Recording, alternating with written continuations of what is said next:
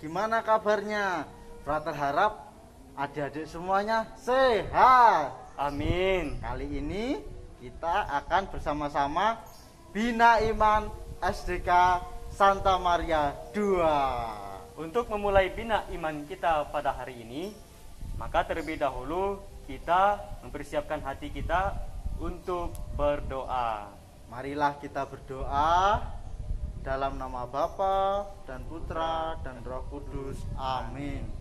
Tuhan Yesus, kami berterima kasih atas rahmat kesehatan yang Kau berikan kepada kami semua. Sekarang kami akan bina iman.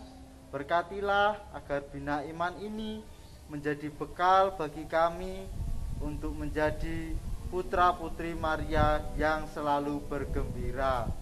Semua doa ini kami mohon kepadamu dengan pengantaran Kristus Tuhan kami. Amin. Dalam nama Bapa dan Putra dan Roh Kudus. Amin.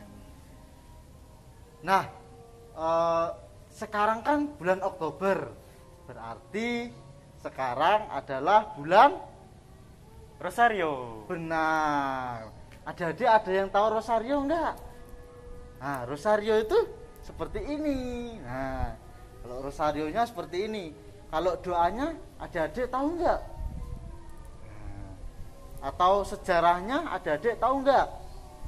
Nah, untuk kalau adik-adik belum tahu, kita akan membahasnya bersama Frater James dan Frater Hendra. Untuk itu, mari kita simak penjelasan dari Frater Hendra dan Frater James. Halo teman-teman, tak terasa ya kita sudah memasuki bulan Oktober.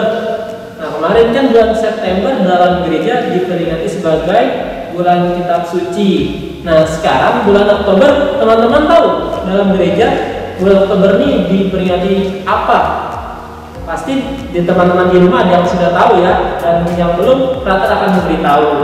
Nah, bulan Oktober ini gereja memperingatinya sebagai bulan Rosario, teman-teman. Pasti teman-teman tahu kan Rosario itu apa, dan pasti teman-teman punya di rumah satu-satu ya. Nah, dari sini kita muncullah pertanyaan dari kita, apa itu Rosario? Nah, teman-teman, doa Rosario adalah doa yang kita lakukan untuk menghormati Bunda Maria yang adalah Bunda Kristus. Kita berdoa bersama Bunda Maria untuk memohon rahmat kepada Kristus putranya. Nah, teman-teman, jadi doa Rosario ini tidak langsung jadi seperti yang sekarang, teman-teman. Mereka melalui proses yang panjang, teman-teman. Nah, oleh karena itu Frater akan menceritakan sedikit yang Frater tahu tentang sejarah Rosario. Oke, jadi pertama-tama sejak awal gereja terbentuk, Rosario sebelum ada, hanya sebuah praktik doa biasa. Jadi waktu itu sekitar tahun 400 para rahib berdoa menggunakan bulir-bulir atau butir-butir yang seperti ini, tapi tidak manik-manik seperti sekarang menggunakan batu. Jadi waktu itu mereka mendoakan untuk sesama mereka yang meninggal, doa Mazmur, dalam Mazmur. Jadi teman-teman ada yang tahu di dalam Mazmur itu ada berapa bab? Nah, di dalam Mazmur itu ada 150 bab. Nah, para rahib atau petapa itu mendoakan semuanya untuk mereka yang telah meninggal. Bayangkan teman-teman, 150 mereka bacakan dalam doa mereka. Nah, tapi karena kebanyakan akhirnya dibagilah teman-teman menjadi 50 saja. Nah, akhirnya perlahan-lahan mereka mendoakan terus. Tapi untuk mereka, para rahib atau petapa yang tidak bisa membaca, diganti. Untuk mereka hanya diwajibkan untuk mendoakan doa Bapa kami saja. Karena mereka tidak bisa membaca, jadi mendoakan dengan doa Bapa kami. Lalu kemudian sekitar tahun 1100 mulailah muncul devosi kepada Maria.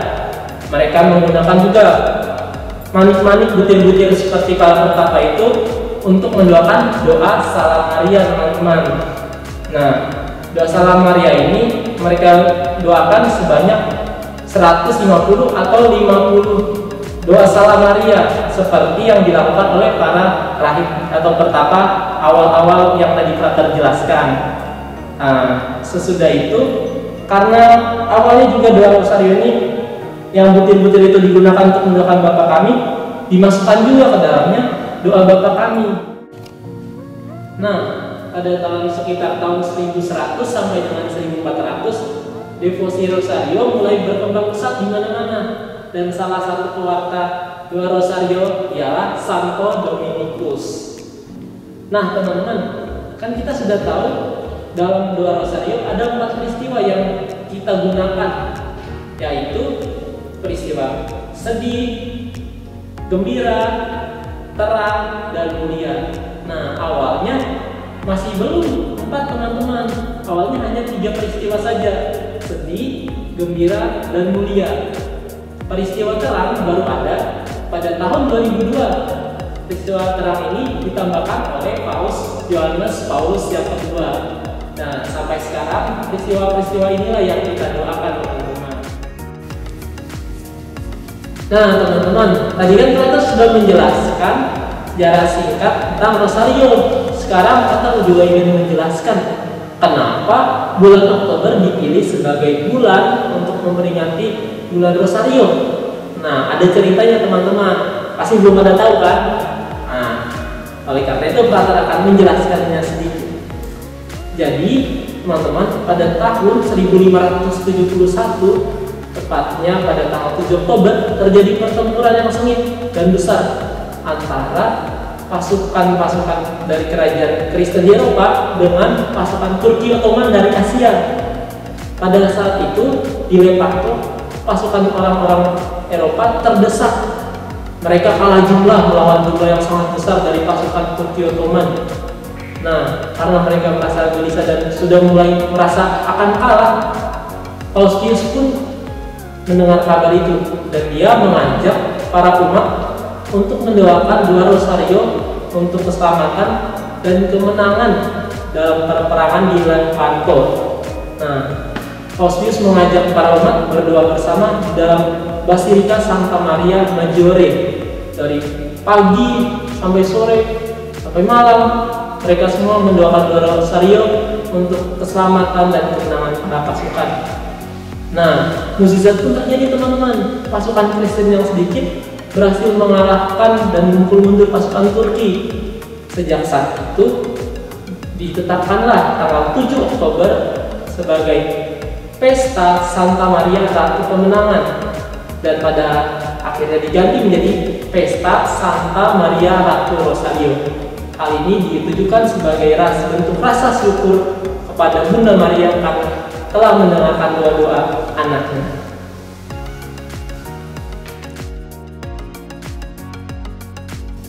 Halo adik-adik, jumpa lagi bersama para frater. Apa kabar kalian di rumah? Frater harap kalian semuanya baik-baik saja ya. Frater mau membagikan sesuatu tentang makna dari rosario.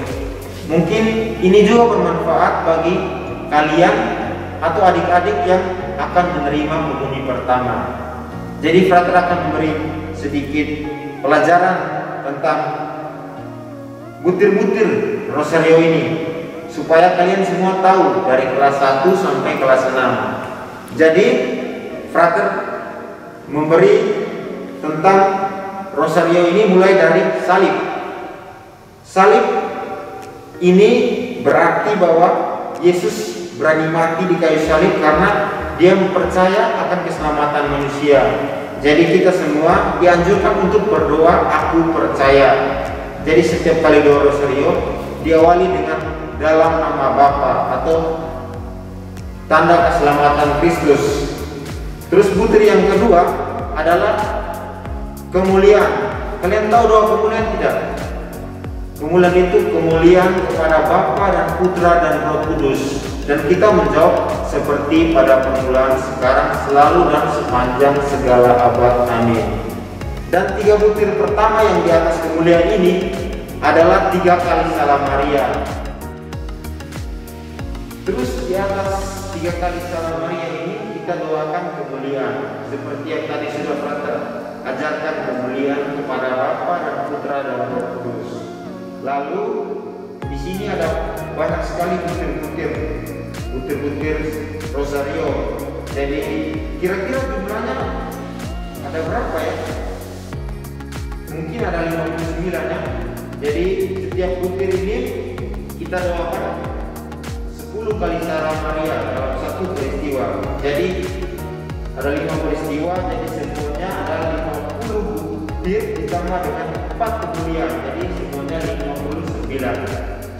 Jadi itu yang mau Frater bagikan tentang rosario. Terus yang kedua, Frater mau membagikan sedikit. Dalam gereja Katolik, kita semua agama Katolik meyakini bahwa dalam gereja Katolik kita mengenal 4 peristiwa penting yang kita doakan dalam setiap kali kita berdoa rosario, yaitu peristiwa apa saja? Peristiwa gembira, peristiwa sedih, peristiwa terang, dan peristiwa mulia. 4 peristiwa ini mungkin akan membekali kita dalam kehidupan sehari-hari, dalam setiap perjalanan hidup kita, agar kita semakin semangat, agar kita semakin membekali diri dengan perbuatan baik, semakin mendengarkan guru yang sedang mengajar di kelas, dan tekun belajar setiap hari, dan terus membantu orang tua di rumah. Semoga pelajaran yang Frater berikan bermanfaat bagi kalian semua, terkhusus bagi kalian yang mau menerima komuni pertama. Oke, sekian dan terima kasih. Nah, adik-adik udah tahu kan apa itu rosario? Secara khusus, pada bulan rosario ini kita diajak untuk berdevosi kepada Bunda Maria. Adik-adik jangan lupa ya berdoa rosario di rumah bersama keluarga. Untuk menutup rangkaian Bina Iman kita pada hari ini, mari kita persiapkan hati kita untuk berdoa. Marilah kita berdoa dalam nama Bapa dan Putra dan Roh Kudus. Amin. Tuhan Yesus, kami bersyukur atas kasih-Mu yang Kau curahkan dalam Bina Iman pada hari ini. Kami juga bersyukur karena Bunda Maria senantiasa menjadi teladan kami untuk mengasihi-Mu dan mengasihi sesama kami. Kami mohon berkat-Mu ya Bapa untuk aktivitas kami selanjutnya. Semoga selalu Kau bimbing dan Kau curahi dengan rahmat-Mu. Semua ini kami mohon kepadamu dengan pengantaran Kristus Tuhan kami. Amin. Dalam nama Bapa dan Putra dan Roh Kudus. Amin. Terima kasih. Sampai jumpa lagi.